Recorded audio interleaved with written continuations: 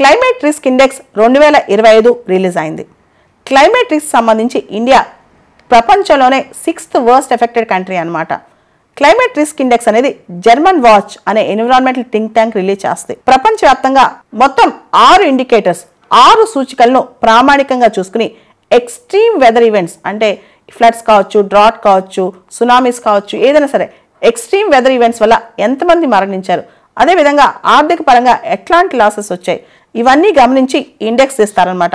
భారతదేశానికి సంబంధించి గత 30 సంవత్సరాల కాలంలో అంటే 1993 నుంచి 2022 వరకు దాదాపు 80,000 మంది చనిపోయారు. $180 billion $180 billion extreme weather conditions వల్ల లాసెస్ వచ్చాయని చెప్పారనమాట. ప్రపంచవ్యాప్తంగా 9,400 ఎక్స్ట్రీమ్ వెదర్ ఈవెంట్స్ వల్ల దాదాపు 7,65,000 మంది చనిపోయారంట. అదేవిధంగా ప్రపంచవ్యాప్తంగా ఎక్స్ట్రీమ్ వెదర్ ఈవెంట్స్ వల్ల $4.2 ట్రిలియన్ నష్టం చేకూరిందంట. మనం చూస్తే గనక క్లైమేట్ రిస్క్ ఇండెక్స్ ప్రకారం ఈ ఎక్స్ట్రీమ్ వెదర్ ఈవెంట్స్ వల్ల నష్టపోయిన వర్స్ట్ ఎఫెక్ట్ అయిన దేశాలు ఏంటి?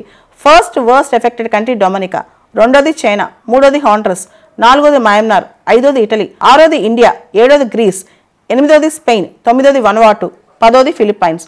ఈ 10 దేశాలు ఎక్స్ట్రీమ్గా ఎఫెక్ట్ అయ్యాయంట ఈ ఎక్స్ట్రీమ్ వెదర్ ఈవెంట్స్ వల్ల.